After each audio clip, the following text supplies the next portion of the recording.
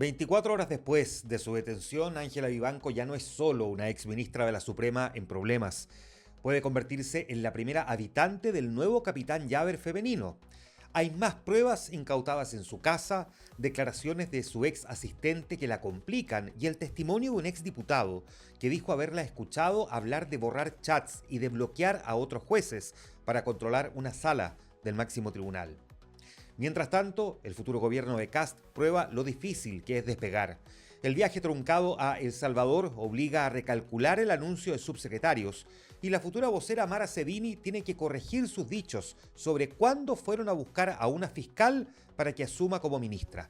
La derecha además tienta al socialismo democrático con un pacto en la Cámara que deje al margen a comunistas y frente amplistas. En el mismo día, la estrechez fiscal congela la expansión de la ley Ricarte Soto y deja en pausa a miles de pacientes de alto costo. Y en el tablero internacional repite la misma palabra en idiomas distintos: migración. La Casa Blanca abre una indagatoria por la muerte de un enfermero a manos de la policía migratoria en Minneapolis. España prepara una regularización para más de 500.000 de personas sin papeles. Y la red X queda bajo la lupa de la Unión Europea por facilitar imágenes sexualizadas generadas por la inteligencia artificial de Elon Musk. Así parte el día. Este es el Shot de hoy martes 27 de enero del 2026. Bienvenidos a El Shot con Juan Manuel Astorga. La jornada de formalización de la ex ministra de la Corte Suprema, Ángela Vivanco, terminó con una imagen inédita.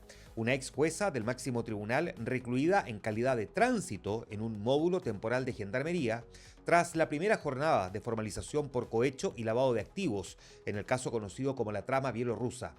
El tribunal amplió su detención mientras se revisan las medidas cautelares definitivas, en una audiencia donde la Fiscalía anunció que va a pedir prisión preventiva. Paralelamente, el OS7 ejecutó una nueva orden de entrada y registro en su casa en Las Condes. Incautó teléfonos, pendrives, discos duros, boletas de depósito bancario, dinero en efectivo y varios pasaportes a nombres de Vivanco, su pareja y su hija. Todo esto bajo la tesis de que pueden ser evidencia de eventuales flujos de dinero ligados al caso que se investiga.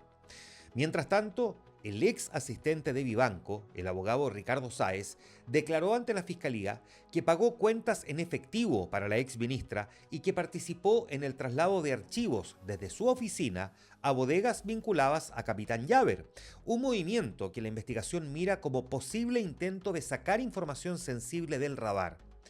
En paralelo, y ante la inminencia de una prisión preventiva, Gendarmería habilitó en la cárcel de San Joaquín un módulo especial para mujeres imputadas por delitos de cuello y corbata, lo que ya se menciona como el nuevo capitán Llaver femenino, que Vivanco podría estrenar si se decreta su prisión preventiva. El cuadro deja a la ex suprema en una posición crítica. Ya no es solo una investigación sobre fallos en favor de un consorcio privado contra Codelco, sino un caso que combina una detención extendida, incautaciones financieras y el posible traslado a un símbolo carcelario de la élite, con un impacto directo en la credibilidad de todo el poder judicial. Ahora, hay que decir que la trama bielorrusa tiene una arista política que acaba de salir a la luz. En su testimonio ante la Fiscalía, el exdiputado de la Democracia Cristiana Gabriel Silver relató una comida realizada en la casa del abogado Eduardo Lagos, uno de los imputados en la llamada trama bielorrusa, en la que también participó Ángela Vivanco y donde se habría discutido una estrategia para frenar el efecto de los chats filtrados del abogado Luis Hermosilla. Según el exparlamentario, Vivanco sugirió presentar un recurso de protección para impedir que esos mensajes de WhatsApp pudieran ser utilizados en su contra, buscando bloquear el acceso a parte del material que hoy es pieza central de la investigación. Silver también reveló que Lagos y la ex jueza analizaron usar a una ONG como vehículo para presentar una ofensiva judicial contra ministros de la tercera sala de la Corte Suprema, denunciándolos por supuestas irregularidades y cuya finalidad era en realidad alterar la correlación interna del máximo tribunal. La idea, siempre según la declaración de este ex parlamentario, era promover acciones que terminaran debilitando a algunos ministros y permitiendo que otros, más cercanos a su posición en la disputa con Codelco, ganaran control de ese espacio clave. Si la Fiscalía logra probar este diseño, el caso ya no sería solo una investigación por cohecho y lavado, sino también un intento concertado de manipular la gobernanza interna de la Corte Suprema. En política, el calendario de instalación del gobierno de José Antonio Kast sufrió su primer tropiezo visible. La fecha que se barajaba para nombrar subsecretarios quedó en duda después de que, por razones climáticas, se complicara el viaje del presidente electo a El Salvador, obligando a mover su agenda internacional. Kast buscaba combinar su gira por Centroamérica, con paradas en República Dominicana, El Salvador y Panamá, con el anuncio de las segundas líneas, pero su equipo reconoció que el diseño tomaría unos días más de lo previsto.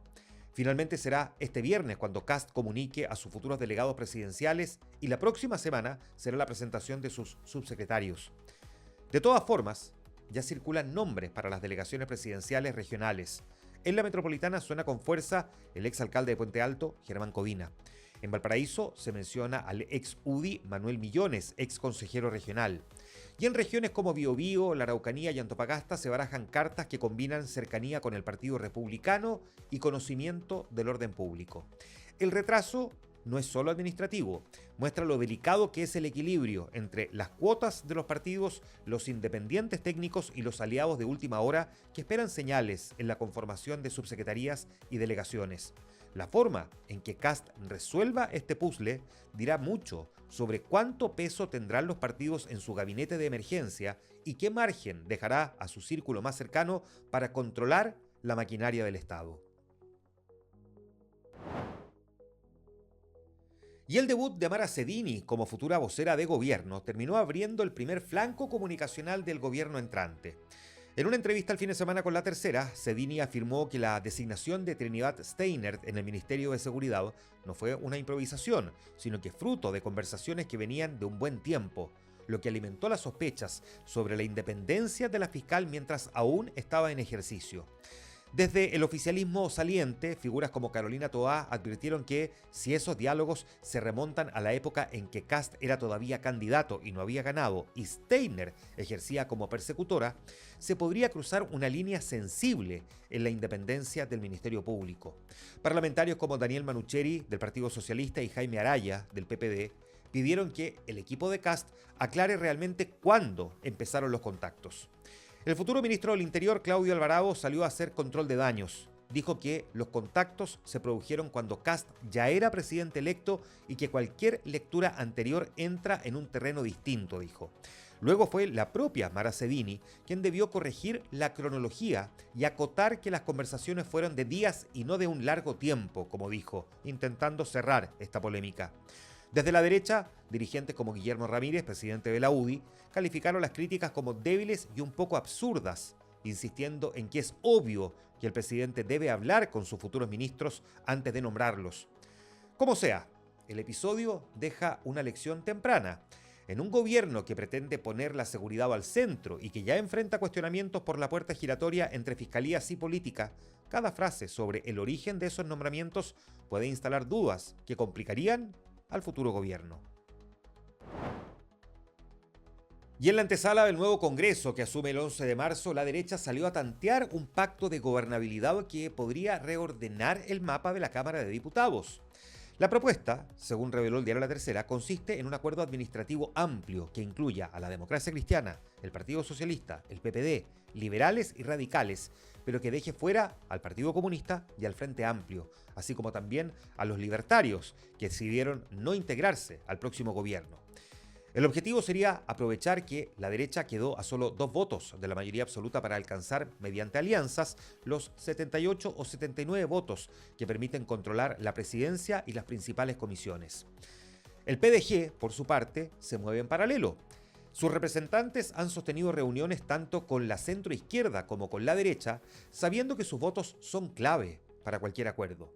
De cómo se resuelvan estas tratativas dependerá si la Cámara se ordena en bloques clásicos gobierno-oposición o si se instala una geometría más compleja, donde el Partido Comunista y el Frente Amplio pueden quedar por fuera de la mesa principal con votos de los que hasta hoy son, al menos en teoría, sus socios. Y una mala noticia para miles de pacientes que esperaban una solución de alto costo. La ley Ricarte Soto está, en la práctica, congelada. Se confirmó que el sistema quedará en pausa y no se evaluarán nuevas patologías para ampliar la cobertura en el corto plazo. Hoy, recordemos, la ley cubre una lista acotada de tratamientos para cánceres específicos, enfermedades inmunológicas y raras, pero organizaciones de pacientes venían empujando la entrada de nuevas terapias.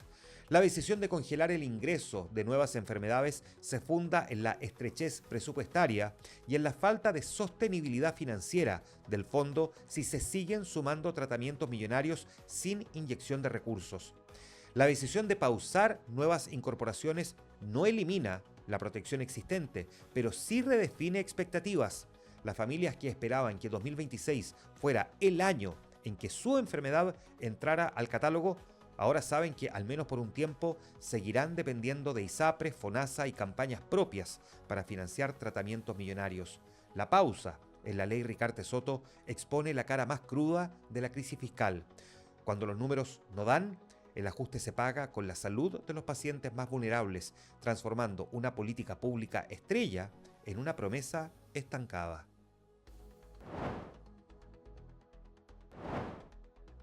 Y la actualidad del país se resume adicionalmente con estos otros 3 titulares.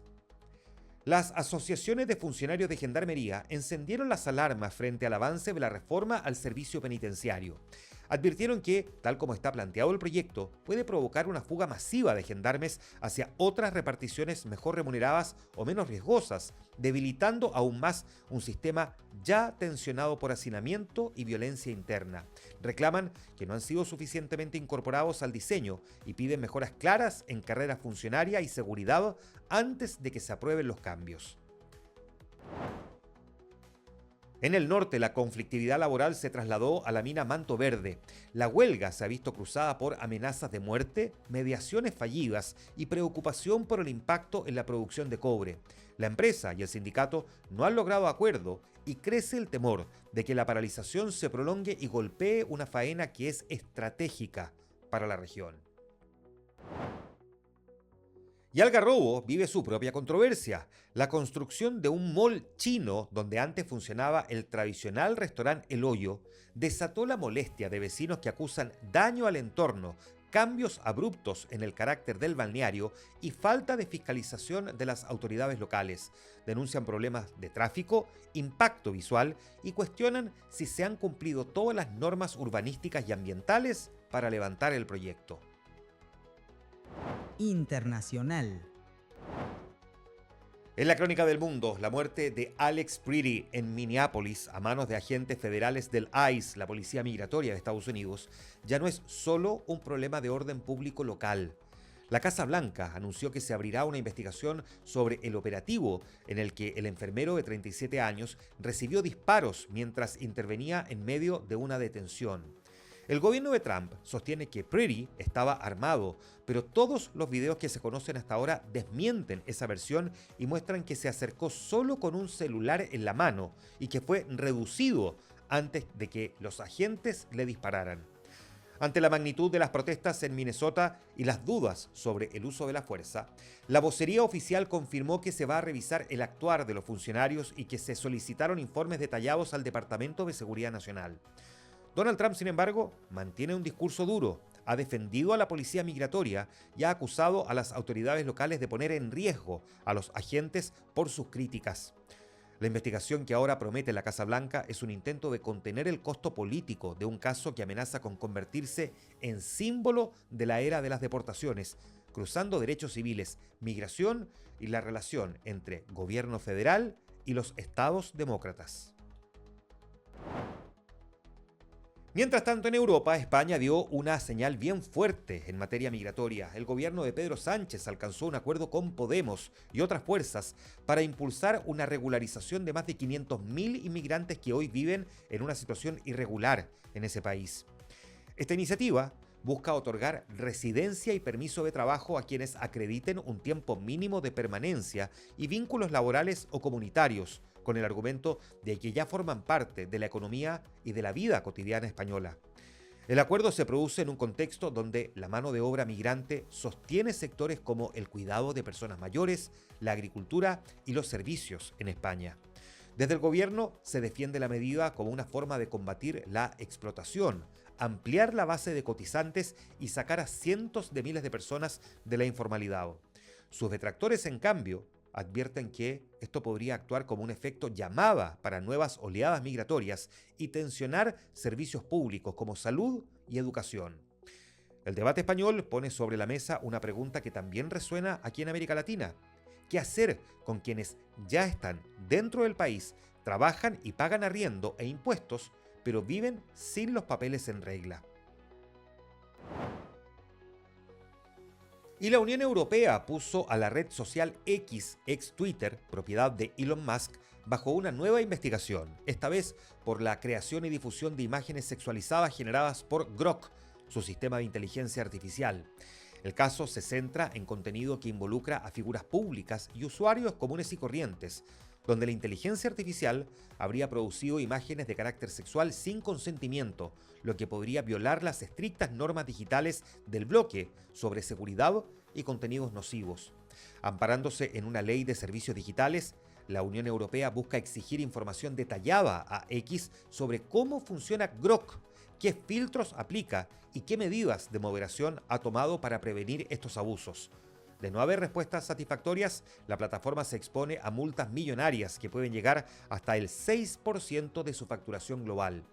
Este caso instala de vuelta el debate sobre la responsabilidad de las grandes tecnológicas en el uso de la inteligencia artificial generativa y sobre si basta con políticas internas o si se requieren marcos regulatorios mucho más estrictos. Para X, ya cuestionada por el aumento del discurso de odio y desinformación, esta ofensiva europea es otra señal de que su experimento de máxima libertad de expresión tiene límites claros al otro lado del Atlántico. Y en el flashback de un día como hoy, 27 de enero, en 1756, el primer rockstar nace en Salzburgo, Wolfgang Amadeus Mozart, el niño prodigio que componía sinfonías antes de saber leer bien, que murió joven, endeudado y en una fosa común, cumpliendo con el cliché de la estrella de rock 2 siglos antes de que existiera el rock. Un día como hoy, en 1945, la liberación del infierno, el ejército rojo soviético entra en el campo de concentración de Auschwitz-Birkenau, liberando a los pocos supervivientes que quedaban. Por eso hoy es el Día Internacional de Conmemoración de las Víctimas del Holocausto, un recordatorio eterno del nunca más. Un día como hoy, 27 de enero de 1973, el fin de la pesadilla americana. Se firman los acuerdos de paz de París, poniendo fin oficial a la intervención de Estados Unidos en la guerra de Vietnam. Las tropas volvieron a casa, pero la cicatriz cultural y política en Washington nunca más se cerró. Un día como hoy, en 1984, el día en que Michael casi muere quemado. Durante la filmación de un comercial de Pepsi, Michael Jackson sufre quemaduras cuando unos fuegos artificiales prenden su cabello. Esto provocó que Michael Jackson se volviera adicto a los analgésicos y las drogas, lo que finalmente terminó provocándole la muerte décadas después. Un día como hoy, en 2010, la tabla mágica Steve Jobs se sienta en un sillón y presenta el iPad. Al principio todos se burlaron diciendo que era un iPhone gigante, pero terminó matando los notebooks, salvando la industria del cómic digital y convirtiéndose en la niñera favorita de los padres modernos. Un día como hoy, 27 de enero del 2013, la trampa mortal de Brasil, un incendio en la discoteca Kiss en Santa María, deja 242 jóvenes muertos. Una bengala encendida por la banda y puertas bloqueadas desataron una tragedia que nos recordó dolorosamente a Cromañón y enlutó al gigante sudamericano. Y un día como hoy, 27 de enero del 2014, el fallo de La Haya, la Corte Internacional de Justicia, entrega su sentencia sobre el límite marítimo entre Chile y Perú. Aunque Chile conservó la zona costera, perdió miles de kilómetros de mar abierto, lo que se llama el Triángulo Externo. Fue el día en que tuvimos que redibujar los mapas escolares. Y atentos con varias cosas. En el séptimo juzgado de garantía de Santiago comienza la segunda jornada de formalización de la ex ministra de la Corte Suprema, Ángela Vivanco, imputada como autora de cohecho y lavado de activos en el marco del caso Muñeca Bielorrusa. Se espera que hoy la Corte de Apelaciones resuelva la querella de capítulos contra la ministra de la Corte de Apelaciones de Santiago, Verónica Sabaj, que recordemos fue removida del cargo por sus nexos con Luis Hermosilla. Y el presidente electo José Antonio Kast debería llegar a Panamá para participar en el Foro Económico de América Latina y el Caribe. Aún no se reprograma oficialmente su reunión con el presidente Nayib Bukele, cuyo viaje a El Salvador debió cancelarse ayer por razones climáticas. Este fue el Shot de hoy martes 27 de enero del 2026, la necesaria dosis diaria de actualidad. Hasta mañana miércoles.